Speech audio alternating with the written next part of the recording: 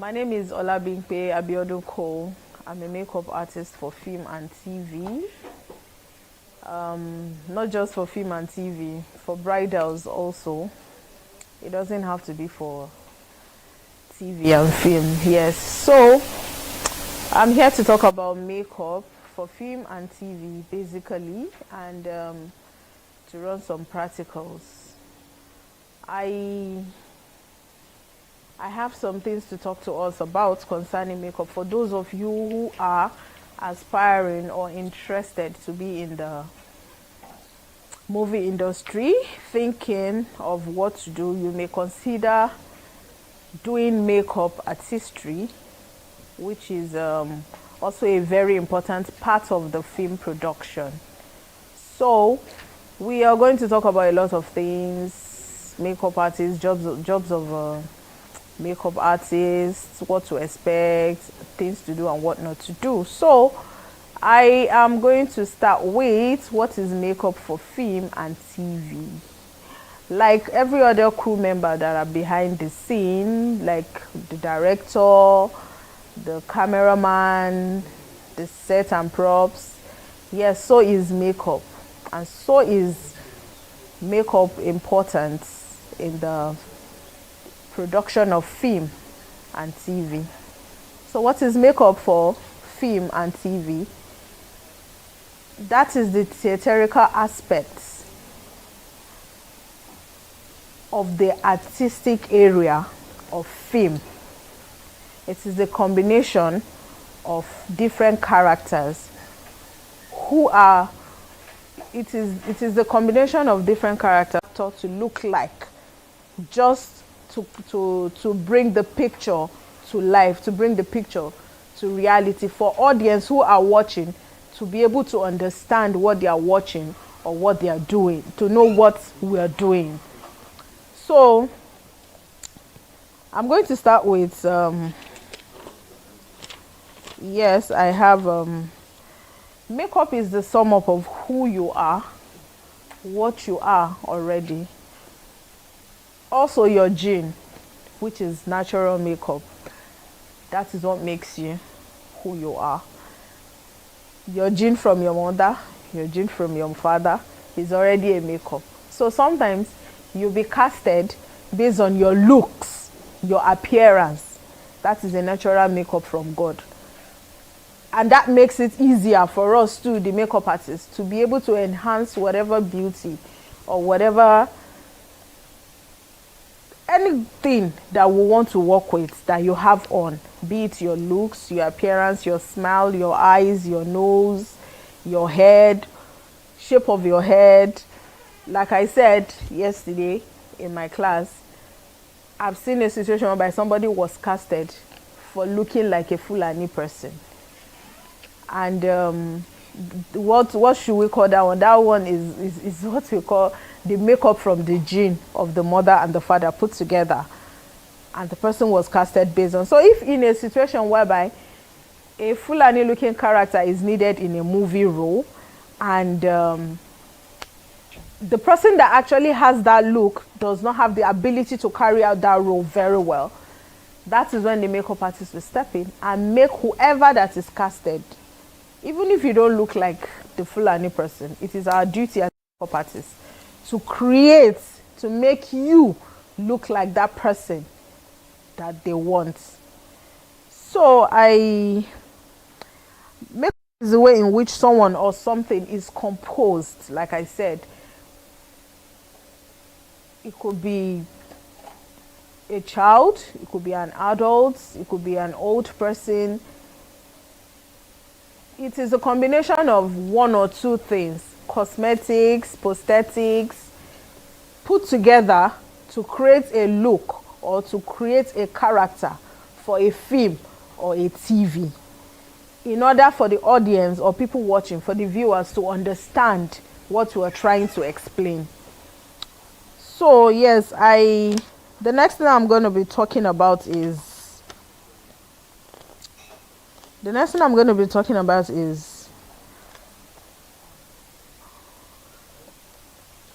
different kind of makeup artists you find on sets. So we have 4 different makeup artists on set. So I know people be thinking, is it not just to paint face? And yes, one person is okay to, no, it doesn't work that way. If you're working on a big project, these are the people you need on set. These are the people, these are the kinds of makeup artists you should expect on set, that the department as a team to bring looks to reality in a film. And the first person I'm going to be talking about is the key makeup artist. The key makeup artist is the person that creates the look according to the story, according to the character breakdown that is provided for her. It is her duty to come up with the looks, what the actor should look like, what the hair should look like, according to the story, or according to the, so there are some situations whereby the actor, the writer may not come up with a particular look, but when you as a key makeup artist, when you read the story and you know, okay, let's say in a movie, an actor that is casted for several movies, in several films, was casted for a movie, for a movie project you're working on as a key makeup artist, and you realize that, okay, this person has always been having this look in so many movies, let's try something different. It is your duty to create the look, present it to your director, to the producers. If they're comfortable with it, they will take it and use it. If they're not, you still have to discuss with your director, because the director is the owner of the picture. He creates the picture for the final use. So so the key makeup artist also works on the lead character in most cases. The key makeup artist work on the lead character, does the application for the lead character in most cases. Another person that should be in the makeup department is the makeup artist, the actual makeup artist. That one is in charge of application. He or she does the application of the makeup. She's in charge of what not to apply, what to use, what not to use. And she works on the sub leads, every other people that are acting alongside the lead most times. But that doesn't mean he also cannot work on the lead character. But her own job or his own job is to make sure the application of the makeup is properly done according to the character breakdown, according to the character Bible, which is already presented by the key makeup artists. So another person is the makeup assistant.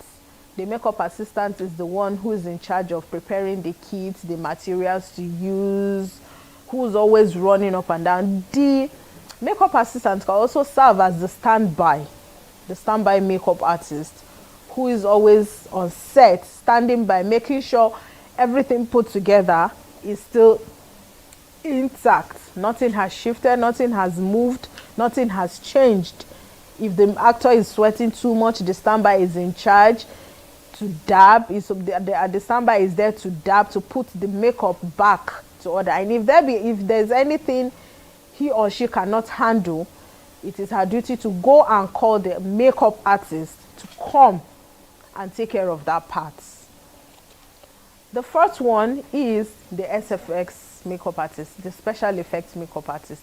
The special effects makeup artist is in charge of the prosthetic aspect of makeup. So if you see in movies, you see that mostly it's not only glam we watch a movie, it's not only contoured face, perfectly done brows. And even at that, there are times where in a story where we see somebody got attacked, even after the beautiful looks, beautiful makeup that are done, you will still see that, okay, somebody got attacked, nose was broken lips, broken nose, swollen eyes. That is the job of the special effects makeup artist. So those are the key people you see in a makeup department in a movie set. That doesn't mean they have to be 4. If the project is a very big project, but they can only be 1 key makeup artist, which is the HOD, which is the head of the department, who is also doubling as the head of department.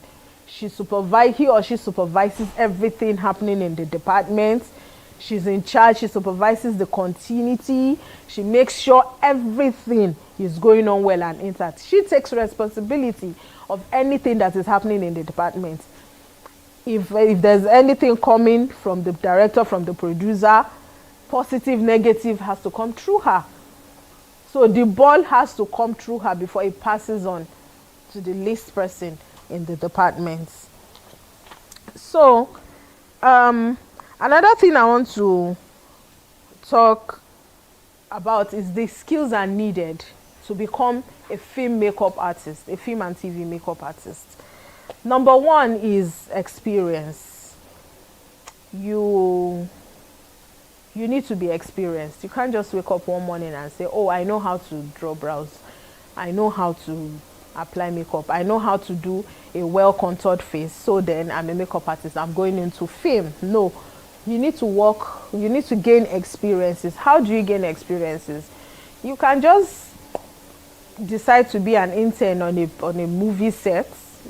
You can start with a low-budget production. You may get paid, you may not, because you're going there to gain knowledge. You may or not get paid, but I will not advise you to be after the money first. Learn first. Learn. Concentrate on learning. When you know what you're doing, you know your onion, then you can start saying, okay, I want to come on board. This is the amount you're going to pay me. You can start charging people for it. Another one is you can enroll into cosmetology school. There are a series of cosmetology school online. I teach too, so if you're interested, you can talk to me. So you enroll into a cosmetology school. That should take about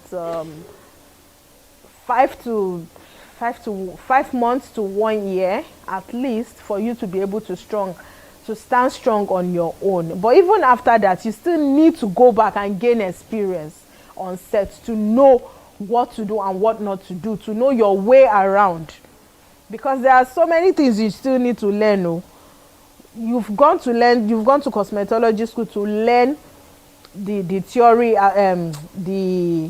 the other aspect of it. You need to come back and learn the theory aspect of it. You've gone to learn the written, the practical. You need to come and to a real set and understand how it is done before you can come out and say, yes, I'm a makeup artist for film and TV. Another thing is your portfolio. Create your portfolio, create your CV, put it out there, create awareness, let people know what you do.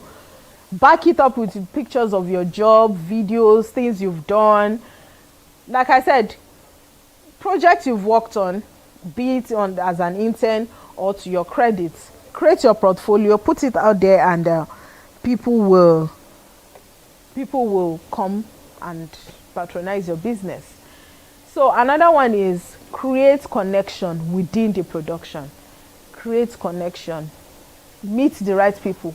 Talk to the right people. Network. Go to movie premieres. Go to events where there are gatherings of film producers, film people. Talk to people about your business. Let them know what you do. Call people. Send mails to people. Look for producers you wish to work with. I did that. I remember when the series that got me my nomination, I was just in my room. I was watching. The series is Lucky Wives, actually, by Blessing Effiong Egbe.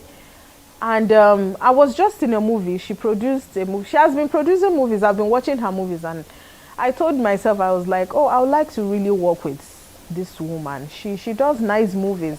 And she did this movie, Two Brides and a Baby.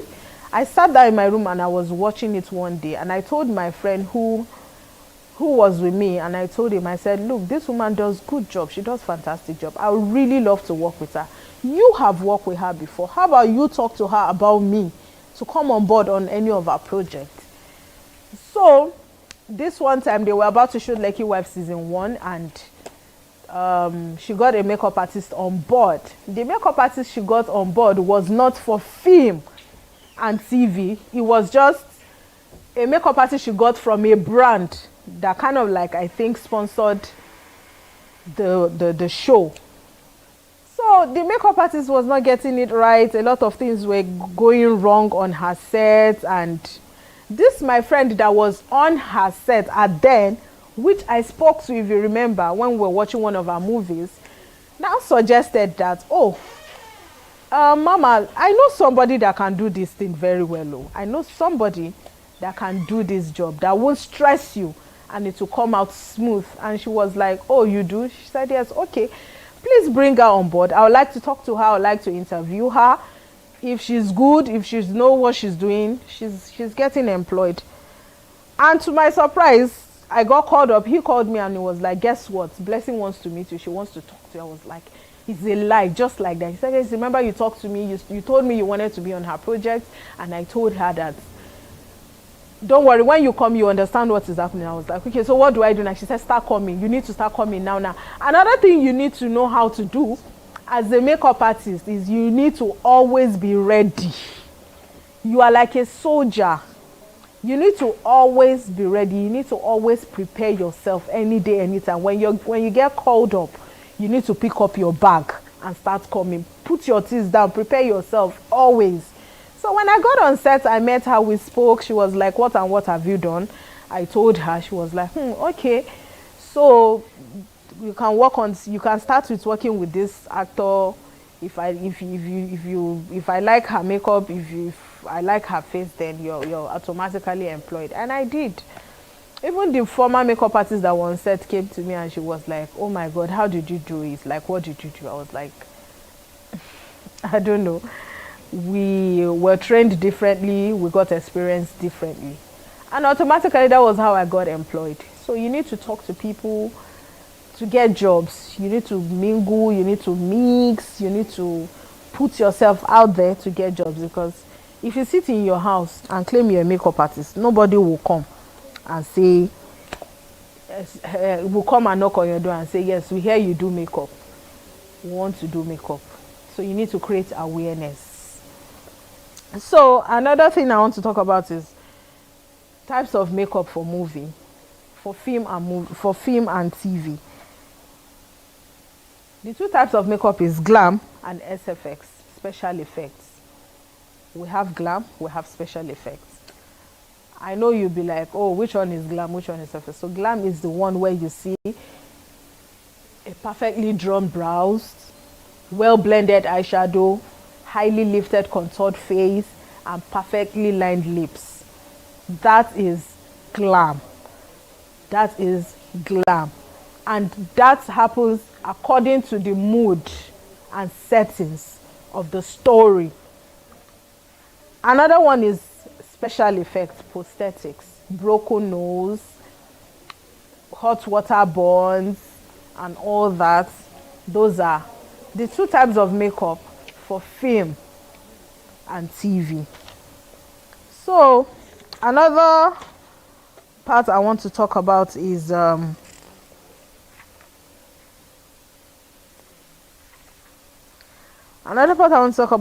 qualities of a good makeup artist. Number one is creativity. As a makeup artist, you have to be creative. You need to know your onion. Don't always go for regular look. Think out of the box.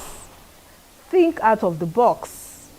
And guess what? There's this saying that you're as good as your last job. If you keep giving the same vibe, the same style, the same energy, so if you keep putting it to work, I'm sorry, people will get tired of it. In fact, once they see your movie, they'll be like, oh, I know this person. Oh, and it's not even good to start seeing repeated creativity in movies.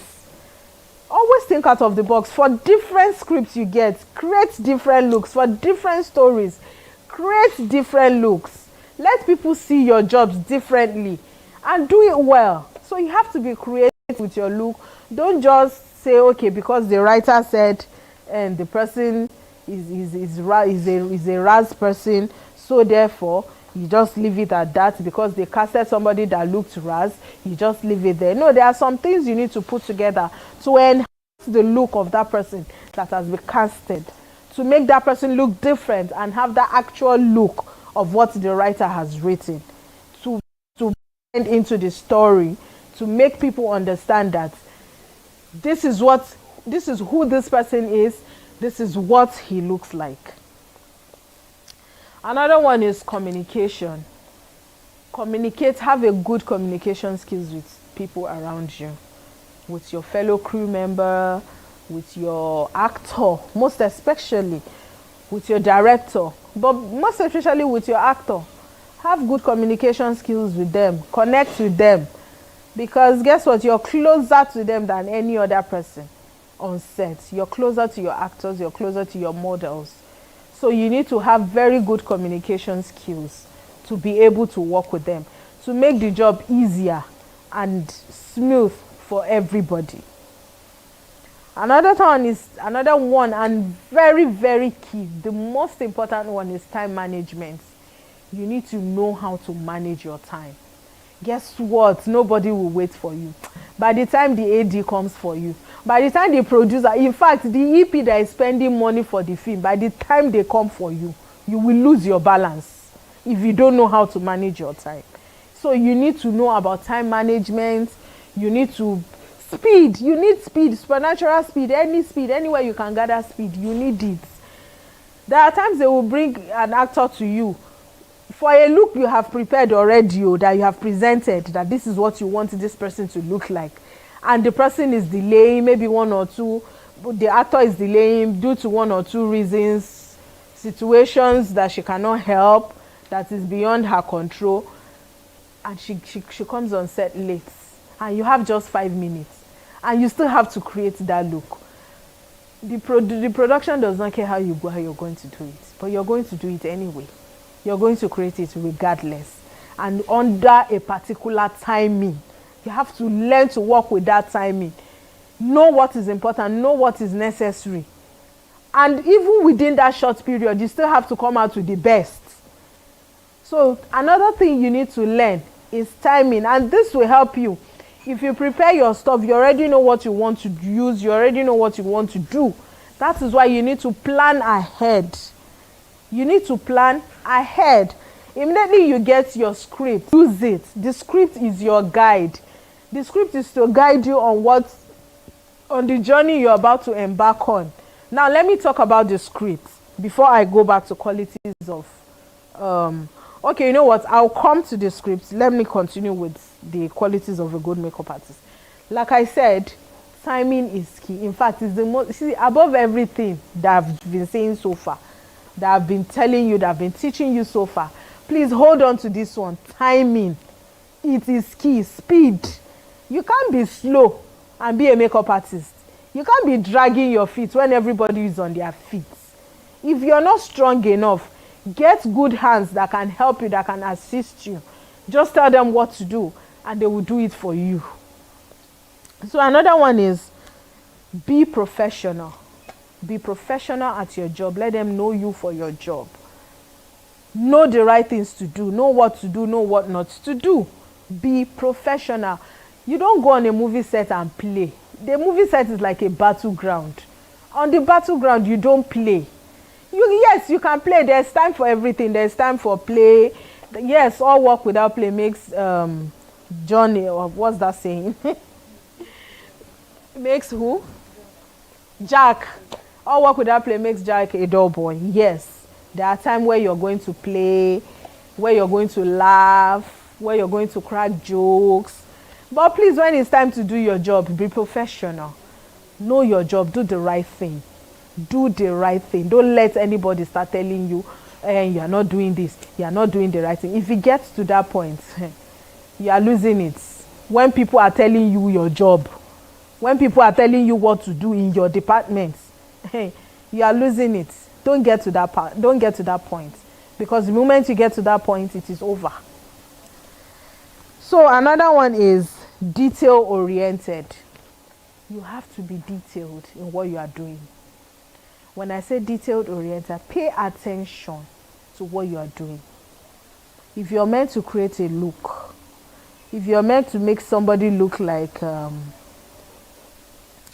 let me see, a character in a movie.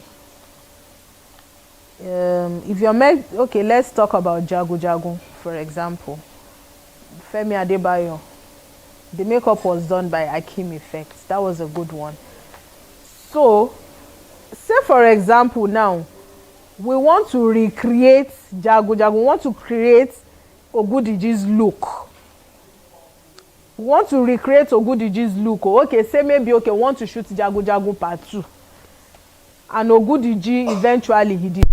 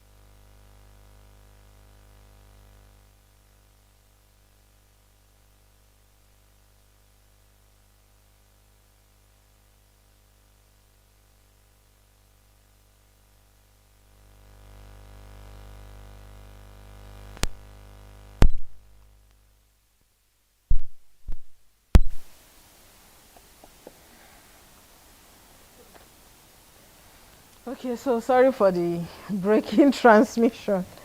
We needed to do some technical adjustments. So I'll take it back from originality, one of the qualities of a good makeup artist. Like I said, buy original products. Use original products. Be known for originality. Do good job. Do good jobs that will make people recommend you, that will make people want you to come on their projects to work, that they will be proud of you, that they will be proud to tell people that, oh, Olabimpe was the one on my project. She did my job. Let people, when they mention your name, let it speak excellence. Let it speak perfection. Let people know that, oh, this person, yes. Don't use fake products because you're trying to cut corners. It will disgrace you. It will ridicule you. don't say because you want to cut corners, you go there and use not good products, not good materials to work with. And there are times you don't know. So that's when you need to pay attention to what you're doing. I remember one time I got called up for Omogeto the Saga for the musical video shoot. Omogeto the Saga has a musical video shoot. It's on YouTube. And I got called up to do makeup artists for some of the cast. And when I got on set, I bought these products. I'm not here to criticize, so I'm just gonna talk about it and not mention the name. So I got this product. It's supposed to be a primer to prime actor's face, because it's a musical video. They're going to dance, they're going to shake, they're going to sweat. So I got the product with the hope that it will work more than the one I already had. I should have just stayed glued to the one I already had and used it. Probably the disgrace and the disappointment wouldn't have been so obvious. So I was meant to do Eniola Badmus's makeup. So another thing you need to know is know your actors. Know your actors. Study them before you know the kind of products you apply on their faces. Some react to it, and some, their skin does not even agree with the product. So you should know. So I knew, I've worked with Eniola Badmus severally, and I know that she sweats a lot, which is not a problem. It is not a problem. That's her nature. So I was like, okay, this person sweats a lot, so I need a stronger product to use so I could tame the sweat. And now there is a musical video, she's not going to stay in one place. She's going to be so running up and down, so agitated. So I got this product and I went on set. I did her makeup, perfectly done. Everybody loved it. Even she was taking pictures, you know. Only for us to start, just one step, one shaking that she did, all the makeup ran down. I was confused. I started running up and down. The person that employed me was like, you know, the person that employed me, she was like, sister, what happened? Did you not prime her face? I said I did. I primed her face. In fact, I took the product, I showed her. I said, this is new. I bought it for this project. I primed her face. This was what I used. She said, well, whatever you're using is not working for her. I had to clean the makeup again and reapplied it. And I was just going back and forth. That thing, I was so disoriented. In my head, I was like, in this area, I don't think they will call me again. No. God, you see my heart with that. I tried to use a better product, but I didn't really get the actual one. And it's not like I was trying to cut corners. I thought it was going to work for me. So I was surprised the next day. They called me to come back again, that they need me on board. They need me to come and work because they love my speed, they love my energy, they love everything. And they understood that it was the product that I used that messed me up. How many people will understand that? How many people will understand that it takes the grace of God and somebody who knows about film to understand that this makeup artist is actually a good one. She knows her job, but her product messed her up. No, a lot of people will not understand. So I got called up again and we did it. And to the glory of God, we finished it. And when I was going back, I went to look for a very good one that actually now worked for her face. And it stayed glued on her face till we finished. So that is what I'm talking about, originality. You yourself be original. The products and materials you're using, get original ones. Everything put together gives you the best. So another one is improvisation. You need to be able to improvise as a makeup artist. It's not all the time you get what you want. Sometimes you get called up at a very short period. Meanwhile, you need to order for some things online. If those things don't come, if they are not available, you are not going to say, oh, I'm not going to do this job because the things I ordered are not here yet. Sorry is your case. Because they will call someone else. Another person will do your job and collect your money. And you don't want that to happen. So, you must be able to improvise. Say, for example, we have stage blood. If you don't have stage blood, I'm going to tell you what to do. We have stage blood from, mostly we buy from India. Yes, mostly we buy from India, we buy from South Africa. Actual stage blood. But if in a case whereby you and things like that, we don't buy them and keep them because they go bad. So it's always good for a production house to call you ahead of time. So by the time you get called up, you finalize with them, you start purchasing, you just order for it, it comes hopefully before the production starts, and you use them, and that's it. So if you find yourself in a situation whereby you get called up now, yes, it's going to happen. They are going to call you a day before. In fact, they will call you 1 hour before production time, and you have to be available. That is availability is one of the qualities of a good makeup artist. Make yourself available when you are less busy. If you are busy, it's understandable. But when you're not busy and you get called up, you're like giving excuses. You're on your own. Before you know, you fade out. Please, me, I'm always available. If I'm not on projects. So let's go back to improvisation. So in situation whereby you find yourself in a place where you need blood and you cannot order online and all that, you can improvise. Look for something called food color. It's here. I have it here. It's called food color. It's usually used for cakes. You see that red velvet cake that you people used to eat? This is it. This is made by Foster Clarks. It's called food color. You can find it in cake stores mostly, even in supermarkets. Like I got this from ShopRite. So get food color. 1. Another thing is ketchup. Get ketchup. Get ketchup. Can you see? Now, look for a bowl or a bottle. Look for a bowl or a bottle. Put a bit of ketchup in that bowl or in the bottle. You see this one is highly pigmented. You don't need too much. Few drops of this into whatever quantity of this that you may have put in a bowl or in a bottle will give you blood. If you're a good makeup artist, you will know when you've created a blood. A bottle, you will know when you've created blood.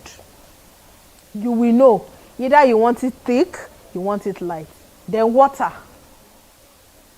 Then water. Guess what? When I spoke about communication with your actors, in cases whereby you need to,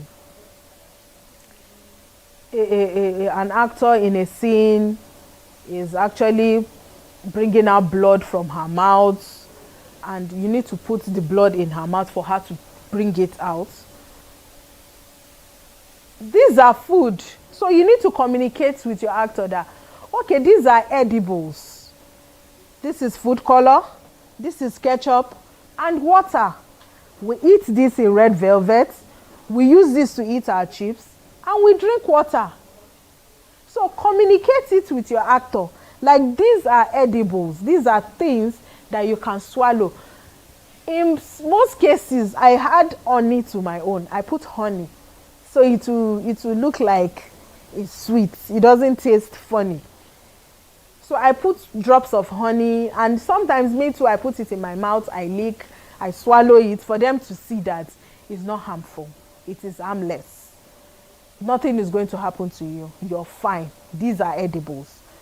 That's what it is on improvisation. You do not have to go all out. And there are times the projects are low. They are low budget projects that they will call you. We'll call it abeg production. Improvise. You don't have to go all out. Yes, it's just going to stress you if you don't get the actual product. It is going to stress you out, but a little of 1 or 2 stress is not bad. I mean, that's who you are. So learn to improvise. It will save you costs and also help your job to move well, faster and smoother in a situation whereby you don't get the actual product. So another one is good attitude. Another one is good attitude. You have to have good attitude, Auntie. You cannot have bad attitude and be in the midst of people, because they will provoke you. Oh, rain of provocation will fall on you. Like it will get to a point you become cranky when you are tired. You become cranky when you are tired. You become angry. There are times you don't even want to talk to anybody. You just want to be on your own. That's when somebody will come and want to talk to you. In fact, that's when an actor needs your attention. So you need to grow thick skin, because sometimes you'll be ridiculed. You will be ridiculed. You will be disgraced. Especially when you are doing shabby jobs, when you are not bringing out your best. The way they will ridicule you on set, they will make you know that until you don't know what you are doing. So you need to have good attitude, and it helps. It goes a long way. It will save you. I'm not going to really expatiate on how it's going to help you. But trust me, the same way if you have good attitude outside, bring it to your job. Have good attitude towards work. When you get called up to do your job, do it with joy and gladness. Don't frown. Don't behave as if you're working on the project for free. Don't come on the job and behave like they forced you to be here. I'm sure nobody forced you. You picked the job. You choose to be a makeup artist. There are other makeup artists that could have been on that project. They picked you. Don't come and feel like one messiah. Don't come and feel like you are the assistant EP. You are an assistant God. No. You have to have good attitude towards your job. And that's where you get even recommendations. You get recommendations from people. In fact, when people are talking about you, let them speak of excellence and perfection. Let them not say evil. Let them not speak ill of you. It go hard for you. Trust me. Another one is cleanliness. You have to be clean. You have to be clean at all times. You have to be clean. When I say clean, they say the way you dress is the way you are dressed. You cannot look ras. Even me, if I'm not me as an actor, let's say I'm not a makeup artist, I'm an actor, and you approach me looking ras, looking dirty, looking unkempt, auntie, you will not touch me. Brother, you will not come close to me. Because, I mean, you're going to make me uncomfortable with your smell.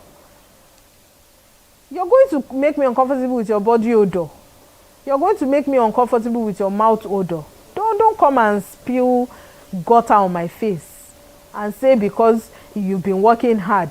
You know who you are. You know you run up and down. You know you're trying to get things done. Get a very good deodorant. Get a very good sweat hold deodorant. Get a very good antiperspirant that will hold back your sweat and smell. And the kind of materials you work with too as a makeup artist. I always advise when you're on set, always wear cotton materials. Because those ones, they know how to hide your sweat and they know how to hide smell. There are some materials you shouldn't wear as a makeup artist. Don't wear silk. Don't wear jersey material. Don't wear lycra. You see those ones, the way they will help you generate smell. Even when you are not smelling, they will create one for you. Don't work with them. Get a cotton material. For a lot of people who know me on projects that we work together, they see what I wear. Mostly I'm on t-shirts. Most times I'm on my t-shirt and my jean, or my t-shirt and my biker shorts, my t-shirt and my sneakers, my t-shirt and my Crocs and my socks. And I always smell nice. I've never had, I'm not bragging, I'm just saying that I've never had a situation whereby an actor tells me, I'm sorry, I'm not comfortable with the way you smell, or you smell so bad, oh, you have body odor. I have never, in the history of my makeup artistry in this movie industry, both Nigeria and out of Nigeria internationally, I've never had a case whereby somebody will come and say, Ola, you smell awful. I always get compliments like, oh, you smell nice. Oh, I love your perfume. Oh, what perfume do you use? Let that be the question they should ask you. Let them not ask you, you know bath today. Let them not say, auntie, which perfume you use when they smell like this? They will embarrass you because you are working with them. Actors, you see, even me, if I'm them, I will do worst. I have a feeling. Because there are things you shouldn't be comfortable with in this life. You can't be comfortable with body odor. You can't be comfortable with mouth odor. You can't be comfortable wearing dirty clothes, repeating clothes. And there are some people, they have this habit of repeating clothes. Don't do that. You're a makeup artist. You should be next to cleanliness. You're going to be touching people. You're going to be in people's faces. And not just anyhow people, celebrities. People that are known worldwide, international. Don't make them uncomfortable. And when they transfer aggression on you, you say, oh, this person is giving attitude. This person has issues. This person is this. It's because they don't know how to tell you that you smell. It's because they don't know how to tell you that you look unkempt, you look dirty. Some even have smelly hair. Don't do that to yourself. You should always appear good. When you walk up to your actor and you introduce yourself, let them know that, okay, this person is a makeup artist. She knows what she's doing. Don't let them say, oh, so you are the makeup artist. Some will not even let you touch them. I'm telling you for free. You won't touch them. Before you know, they are doing their makeup by themselves. Some will even actually go to the producer and tell the producer they don't want you. And guess what? It is the actors over you. Any day, anytime. You will go. Or you work on yourself. It's either you go or you go and work on yourself. You will choose one. Nobody will want to work with a smelly and a dirty makeup artist on set. So, know the right thing. Know what to wear. Know what not to wear. And most times I advise, wear what you are comfortable with. Wear what you are comfortable with. You cannot go on set and be adjusting bra, and be adjusting trouser, and be adjusting blouse. When you are supposed to bend down and walk, you are adjusting body. You are tying the rope of this. You are hemming the down of your trouser. No. Dress smart. When they say makeup, you are up. When they say cut, you are running, you are there working on your actors, preparing them for the next scene or for the next shot. Not when they say cut, you are adjusting your zip or your button. Or not when they say cut, you are trying to wear your shoe. You are struggling to wear your shoe. You think they won't wait for you. So all these things might be a turn off for the producer, for the director, even for the actor. So cleanliness is next to godliness. So as a makeup artist, you have to always be clean and look presentable. Thank you. So the next thing I'm going to talk about is, I think that's it for qualities of a good makeup artist. Another thing I'm going to talk about is what you should do before going on set as a makeup artist.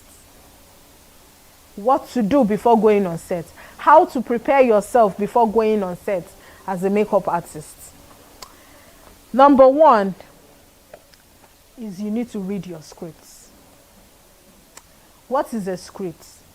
A script is the book. This is a script. This is a script. This script is a guide. It guides you in whatever it is that you need to do on the project you're going to work on whatever you need to do. So the script is already written. It is broken down for you to see. This is how it is written. It is broken down for you to see and know what you're about to do. So it's a guide. Now, I call this script, I call it a graveyard.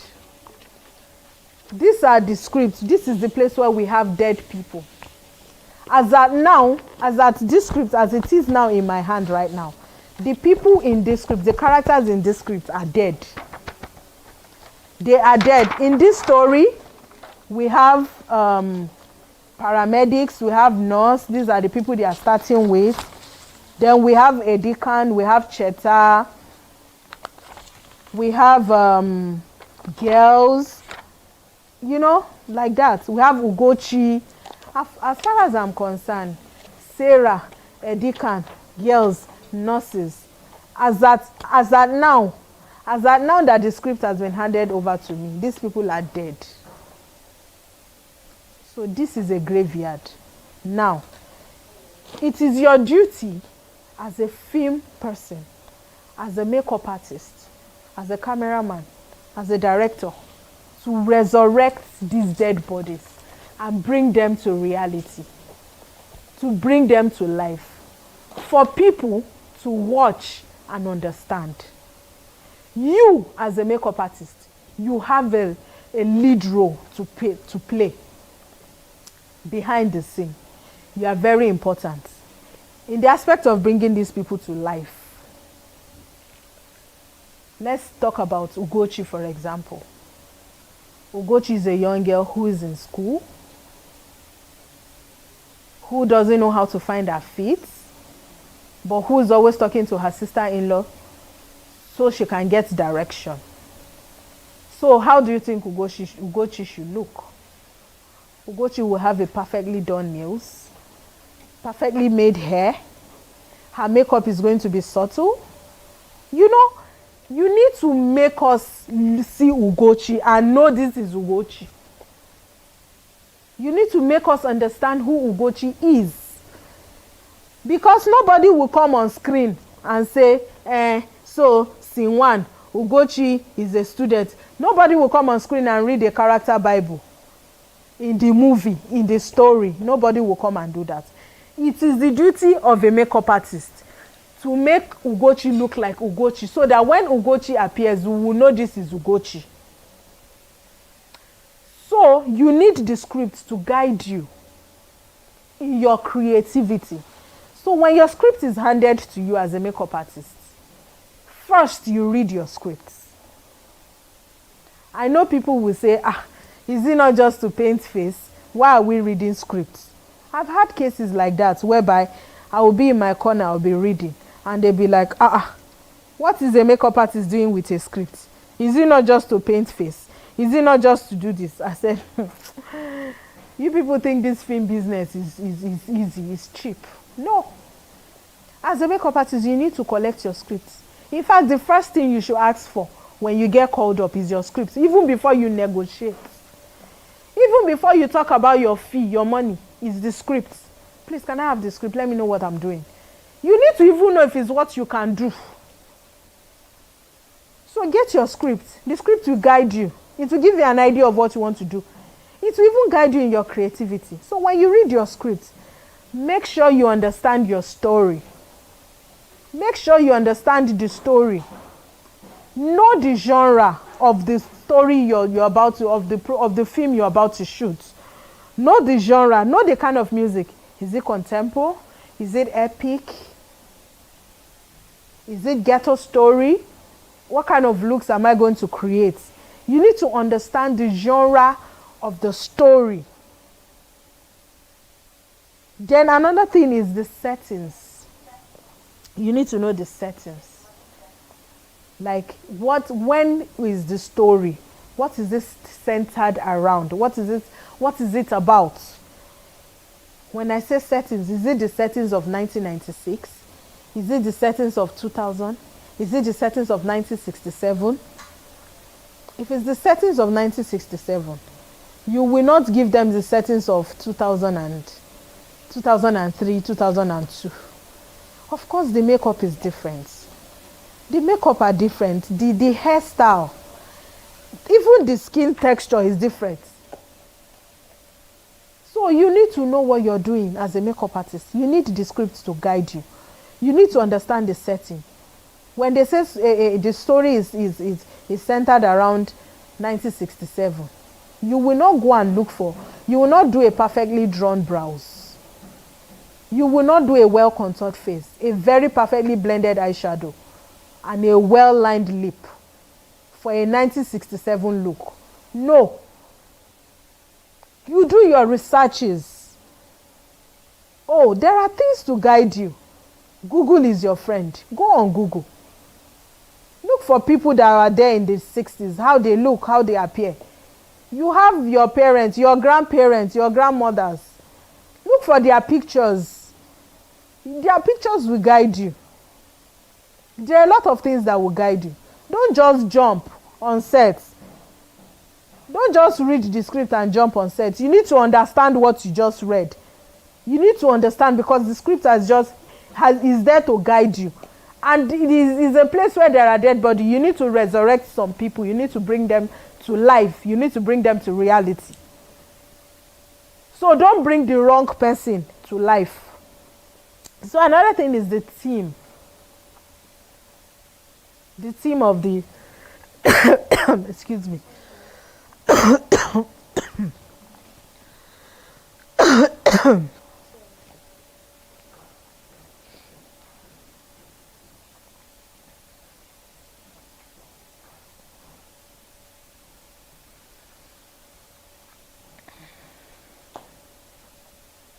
Another thing is the theme of the production, the theme of the story.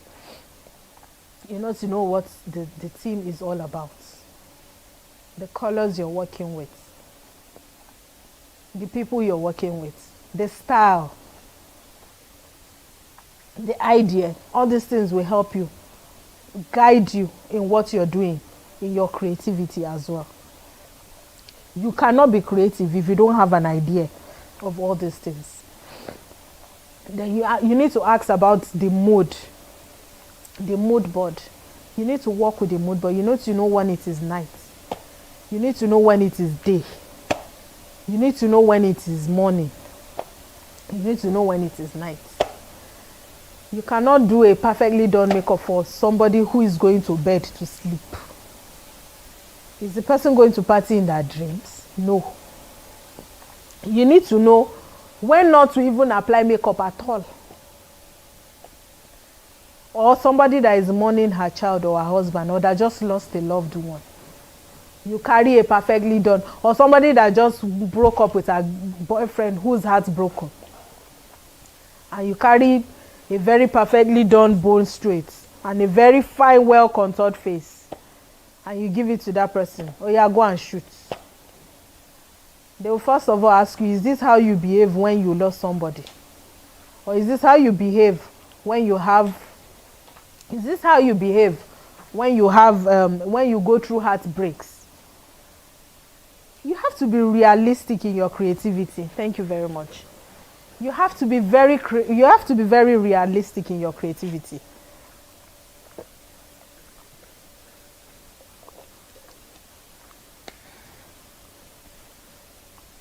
You have to be very realistic.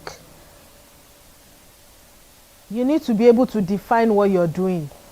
You need to be detailed oriented. Don't confuse people. Don't confuse people. Because if you keep on confusing people, they won't enjoy the movie. Then bad reviews will start coming. And it will touch you. It will touch everybody. Don't say, after all, it's not my film. It's not your film, but your name is there. You're as good as your last job. You just need to know that even the kind of film you do is going to highly recommend you. So sometimes I would advise you even choose the kind of film you shoot. You choose the kind of story you work on. Like me, I do it. If I read a story and I see that, I will look for an excuse and say, you know what, I'm not available. Or maybe during the shoot, I already read the story and I see that, okay, this is a good story. And when they are about to shoot it, they are not shooting it the way it should go, or they are not doing the right thing. They are trying to, because they are managing budget, they are trying to do a shabby job. I will beg them not to put my name in the end credits. And if my assistant likes the film, she wants her name to be there, I will say, sister, put your name. Tell them you did the film. But me, my name will not be on this film. I've been on a set with Auntie Clara and Chukura on a movie set, whereby I told them, I said, don't put my name, don't add my name. She was the one that was talking to me, that was begging me, because I saw how they were doing, and I knew this movie is going to end my career with the way they are doing. So I told them, I said, don't put my name. So she spoke to the producer, the director, and everybody, including me, and they adjusted. And by the time they adjusted, even they themselves, they could tell that, okay, they've done a good job. So if you know the job is not going to stress you, it's going to spoil your name, please don't do it. Another thing is continuity. You need to be good with your continuity. You need to follow up on your continuity. See, your continuity is key. Apart from timing, I told you to hold on to timing and speed. Continuity is next. See, don't say because there's a continuity person on set, you are relaxed. You won't do your breakdown. You won't do your continuity. As far as I am concerned, when I'm working on a project, I don't have a continuity person. I am my own continuity. My departmental, the members of my team are my continuity. All of us are continuities. Because the continuity person is not focusing on you alone. If there's an assigned continuity to my department alone, to your department alone, it's okay. You can depend. But if there's only one same continuity, there is a continuity for the film alone. The film itself as a whole, the continuity person is handling it. The same continuity person is working with the director. The same continuity person is working with sets. He's working with props. He's working with this. He's working with that. Also working with makeup. And you are depending on that kind of a person. The person did not swallow memory card before going on that project. He's human like you. At some point, they will miss it. Even you, as a person, you will miss it at some point. But just be quick to find your balance. Be quick to find your balance and make adjustments. Don't depend on the continuity person. Do your own continuity and work with it. The continuity person is just there like a script to guide you. I know it will get to a point when you're overworked, when you're overwhelmed, you start losing touches, you start losing it. You can always go back to the continuity for a reminder, for a quick reminder that, okay, sorry, this, and the continuity person will guide you and will put you through. The continuity person is not there to do your job for you. The continuity person is there to help you, just to help you, not to do your job for you. So don't so depend on the continuity person. The moment you get your script, do your continuity. And do your breakdown. Do your breakdown. It's not when you are supposed to use red wig, you are using black wig. When you are supposed to use black wig, you are using white wig. You are using gold wig. Or when you are supposed to paint red lips, you are painting black lips. When you are supposed to use green eyeshadow, you are using blue. Do your breakdown. Do your breakdown well. And breakdown it goes along with your continuity. When you do your breakdown, you will get your continuity right. That one is certain. But if you don't do your breakdown, you just pick up a script, you read it and you go on set. Wasare, you will run. You will run because what? They will carry you run. They will make you run. Because the scheduler might just change it on you. And guess what? They are not going to shoot according to how the script is written. A lot of back and forth. A lot of back and forth. A lot of back and forth. A lot of change of looks. Change of looks. Change of looks. So at that point, I want to see what you will do if you haven't done your breakdown, your continuity. So you need to be on point with your continuity and your breakdown. They have to be intact. The materials you're going to use, make them available. It's not when they say makeup, that's when you remember that, I'm supposed to use blood in this scene. And because I used it in the previous scene. So he's supposed to continue into this scene. I did not bring the blood. So if you had read your script and you know your continuity, wouldn't you have known that you're going to use the blood? Or is the continuity person that will tell you, bring your blood? The continuity does not care how you get your job done. Just do it. So do quality jobs to be highly recommended. Like I said, it's not about the money. Yes, the money is good. Yes, the money is there, but the passion first. Grow the passion first before the money. Grow it first. The money will come. Do a good job first. First do good job first. The money will come at the right time. Even when you least expected, the money will come. So that's it on the, is it up to 1 hour? Okay, so that's it on for the whole of the class. For the 2 hours, I have to, why didn't you tell me? So I have 22 minutes for practicals. I have 32 minutes for practicals. Oh, that's enough. So let's go into practical. I'm going to create a look for a 1967 look. So let me discuss it. Oh no, let's talk about pictures. Let's talk about pictures. Then I'm going to be creating a 1967, 79, 67, 68. We're going back to an old settings. We're doing the old settings makeup. So I'm going to be styling the hair and the makeup also for that year. For you to understand what I'm trying to say. So we'll now compare it to we'll compare the past makeup and the present makeup, and you'll see.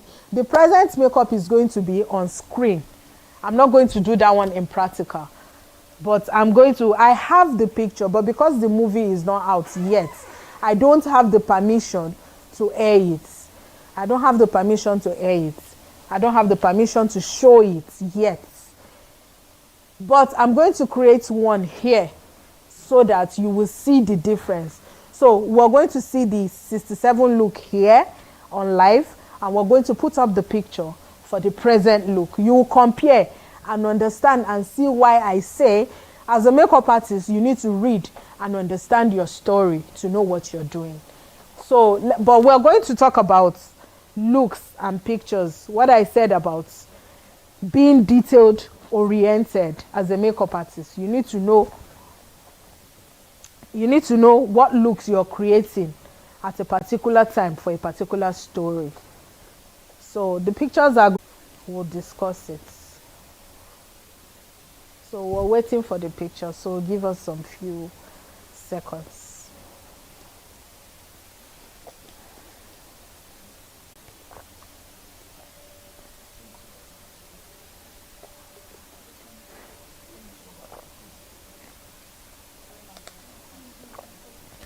Okay, while we're looking for the picture, let's go into the practicals. So after the practicals, we'll go back to the pictures. So while they're looking for the pictures, let's do the practical.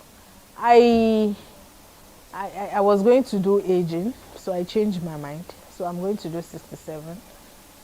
So I need somebody who would like to take their wig off, because I'm going to use a different wig entirely. So one of you should volunteer. One of you should volunteer. Where is Diva?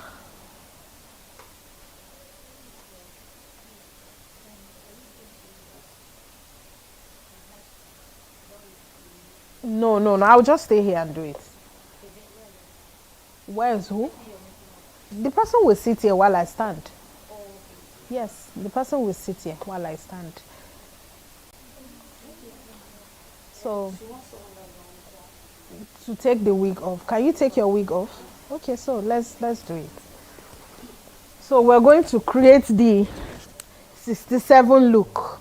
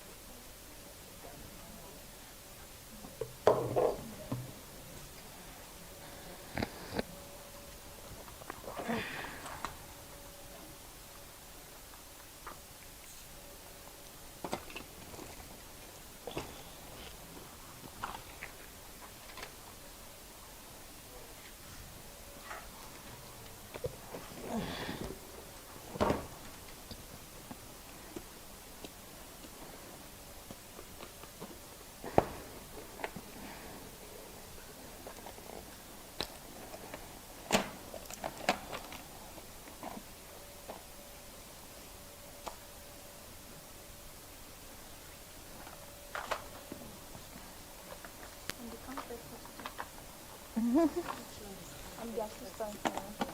No, my own is comfortable. I'm not. Down very well. I'm actually my mind. I'm very, very, very patient. Thank you. Thank you. So, are we on? The first thing you do as a makeup artist is to cover your actor, your model, because let's assume this is her costume. We don't want it to ruin. We don't want to ruin it. We don't want to stain it with makeup.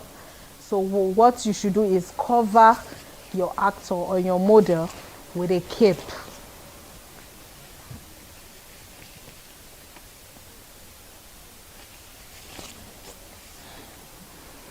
So we'll go. She already drawn the modern style of brows. Camera, please, can you zoom?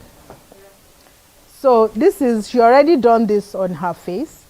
This is our present.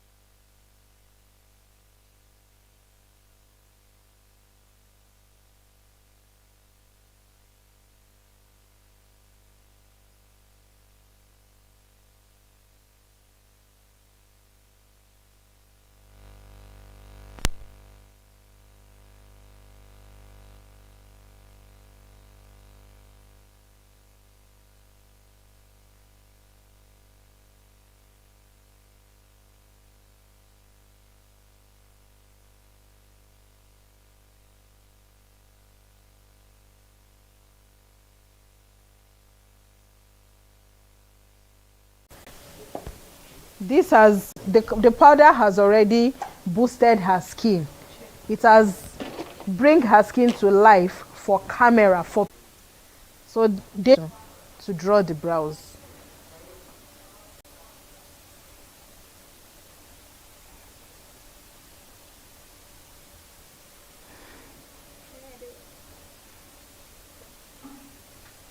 Can you see the difference? Can you see the difference with what I showed you earlier, with what I'm doing now? You can never compare. They are two different brows entirely. So this is why I said you need to read and understand what the writer is talking about, is saying. Ha. Okay, another thing is eyeshadow. Those days is now that we've started using brushes. Those days they will use their hand and do like this. They are good to go. They won't even blend it. They don't even care how it's applied. We are going to apply our own with brushes because we are in the present. We're just trying to.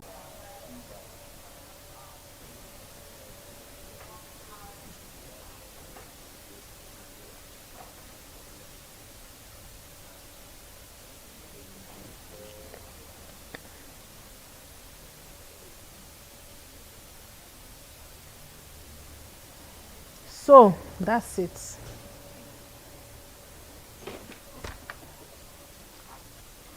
Look up. We all know there was nothing like liquid liner, there was nothing like mascara, there was nothing like that. But they don't joke with lining their under eye. You have a question? Okay, please. So is there makeup for movie and normal makeup? Yes, definitely. There's makeup for movie and normal makeup. So you have to read the script. You have to read the scripts to guide you. It's compulsory for movie, for film, for TV. There has to be a script that will guide you. You need to know what you're about to, the story you're about to work on, the genre, the settings, and the theme. And the kind of makeup and the style of makeup you need to create. So we may not hear on time. She talked about bring her what in the script. That is when you resurrect the people who are in the project. The makeup artists are like the resurrectors of the One of the resurrectors. They are one of the key resurrectors. So they don't joke with their under eye. There's a way they apply it that it will smudge. So that's what we're about to do. Look up, ma'am. Thank you.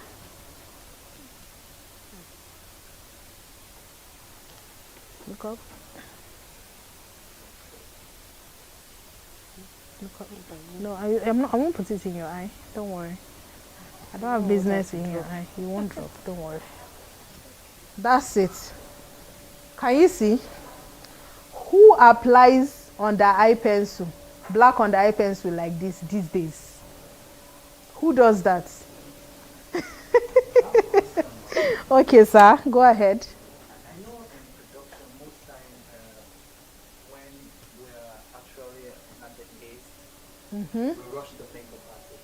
Yes. Are there times where you're being rushed and at the end it comes out good, or you actually do not really like what you see? Because Yes. the director will tell you that, don't worry, just leave it like that. Don't worry, Yes. I don't really need makeup in this place, don't worry. Yes. But at the end you're not happy, or at the end you are happy, because sometimes it is the director saying that we follow. We follow, yes. So if you have the power, the willpower and the energy to convince the director, please, I beg you, my job is at stake, my name is at stake. And remember, this person has to look this way. There's a character breakdown already for this person. Especially when it is continuity, you will have to do it. you will have to do it. You and the director might even almost have an issue, but try to avoid that. The director, is the head of the. Oh. So has everything stopped now? Okay. So the director is still the.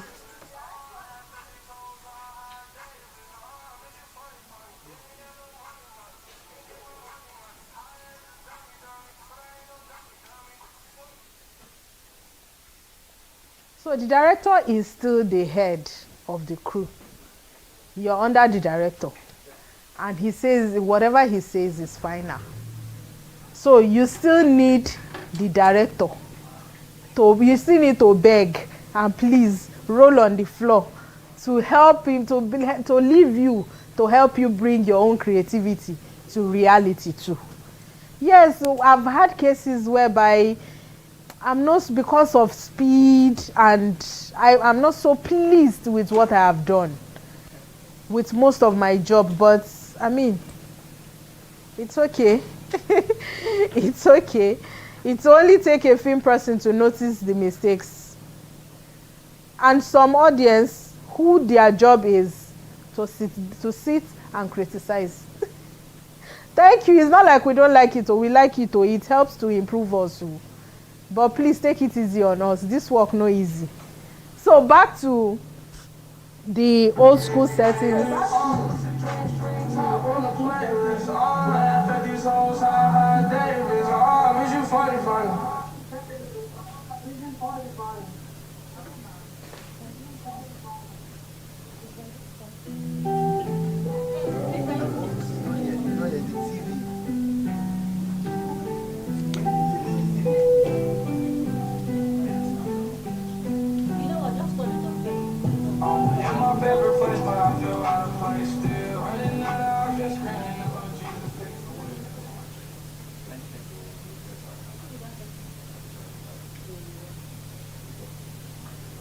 So,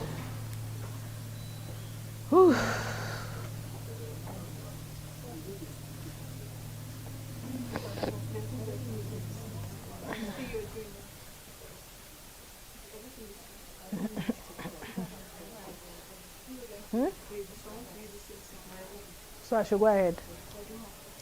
So, as you can see, with the way the makeup is coming up, you can actually tell that is not the makeup of now. It is the makeup of those days.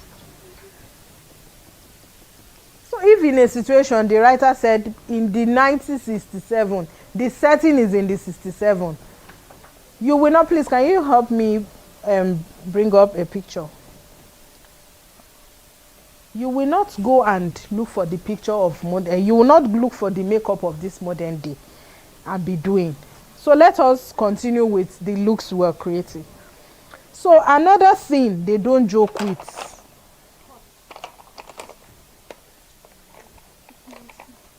Is it cut for me? Is it cut for me? Okay, it's cut. So another thing you should know that they don't ever joke with is red lipsticks. Is their red lipstick. Even with the way they apply it, you will know that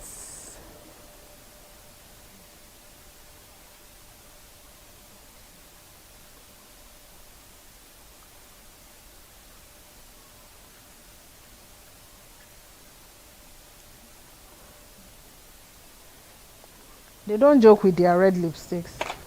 And another thing they don't joke with is their blush. They call it rosy cheek. It's us now that is calling it blush. No. Then they call it rosy cheek. No, rouge. I remember. My grandmom used to call it rouge.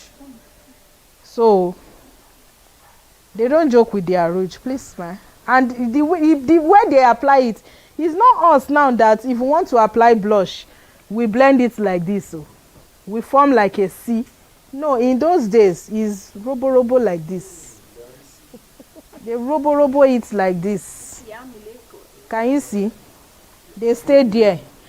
As it is now, in those days, these were babes. These were babes in those days. So that's it. Then the hair.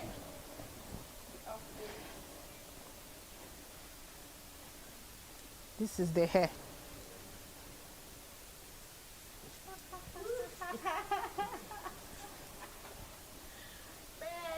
Stiff your neck. Stiff your neck.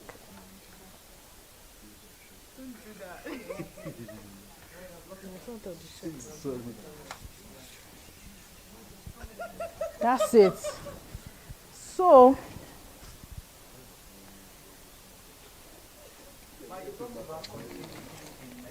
yes, sir. Do you have your own continuity makeup person, or is the production continuity that you work with? I don't work. I work with the production continuity, but I don't depend on the production continuity, because the production continuity already has a lot going on in his or her head. So you, as a person, as a makeup artist, you should have your breakdown done and your continuity done already. So when they say this scene, you already know what to do. That scene, you already know what to do.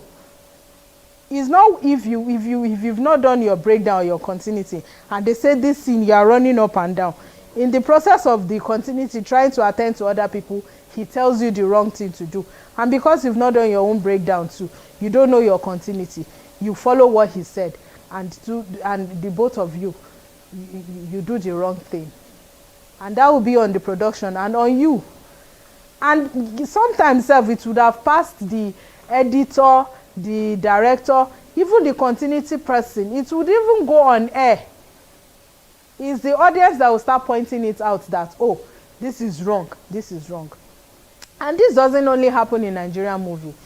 It happens even in Hollywood movies, in American movies, British movies, most even Indian movies. I've seen a movie, I don't want to mention the name because I don't want to be a critic. I've seen a movie where somebody had a scar here on the right. And by the time the person was going to show in the next scene, the person's scar already was moved to this place. I'm sure you know the movie I'm talking to. The person started with the scar and ended with the scar. Or blame the continuity person? You are to blame the makeup artist. I won't blame the continuity person. Also has a blame. Oh. In fact, the blame is to the makeup, to the continuity person. But the original blame goes to the makeup artist. Because what happens to your own breakdown? Right is right, left is left. Nothing should change that. Nothing should change that. If somebody is short on the right leg and you are bandaging the left leg, who are you confusing? The gods? Who are you confusing? So you as a makeup artist, you should know your continuity. Please keep it. Leave it here. Leave it here. You as a makeup artist, you should know your job.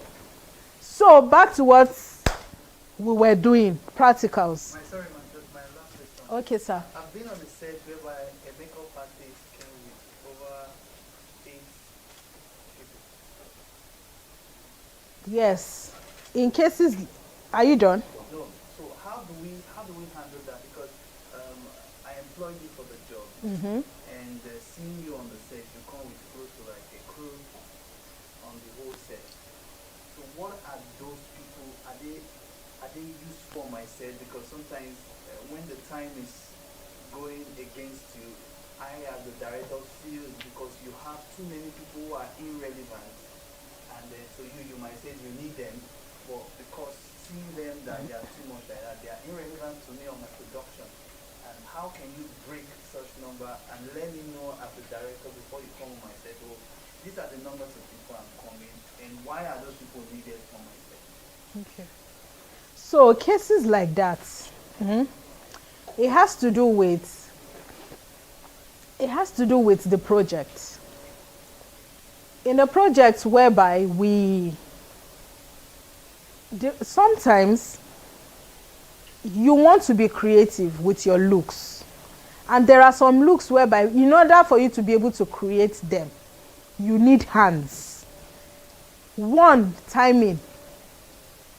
You need, then another thing is when you have a lot of casts on sets, you don't expect one person to be attending to 2 casts at the same time. So you need to like delegate jobs. You attend to this one, you attend, most especially when all of them are going on sets at the same time. You won't wait for me. You will start shouting makeup, makeup. By the time I finish this person's makeup and now jump over. And each glam makeup, each proper glam makeup takes 1 hour. Yes. But for film, yes, for one person. You can Google it. A section of a glam makeup is 1 hour. So if I use 1 hour on this one, use 1 hour on this one, use 1 hour on this person, please, why are we going to shoot the film, or we are just going to come and do makeup and go home?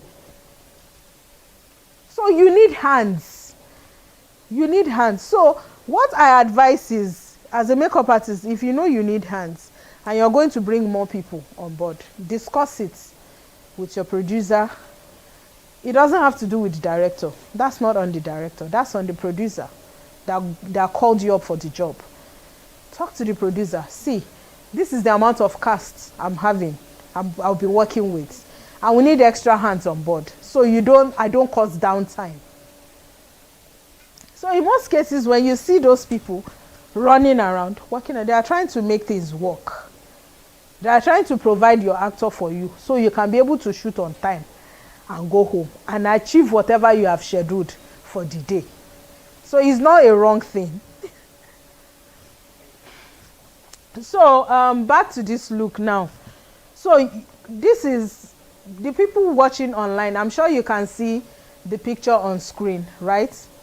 Please put it on. I need to compare. You want to ask a question? This one is here. I need them to transmit it online.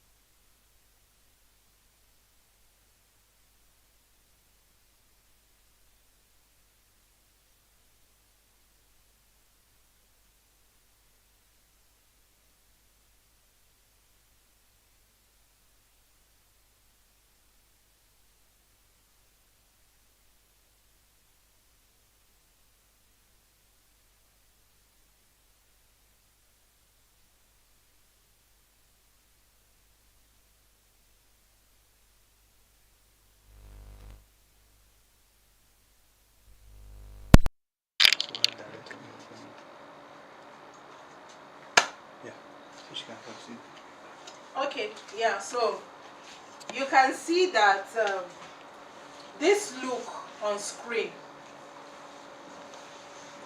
is different from the look here. But guess what? It's the same look. It's the same look. But this was the look in the 60s. And this one on screen is the one in the present. Can you see the difference? Can you see the difference? The writer clearly stated that this one was in the settings of the 60s. And the writer of this movie said this one is for the settings of now. Now, the two characters, they like Afro. They like Afro kinky hair. This character likes Afro kinky hair in the 60s.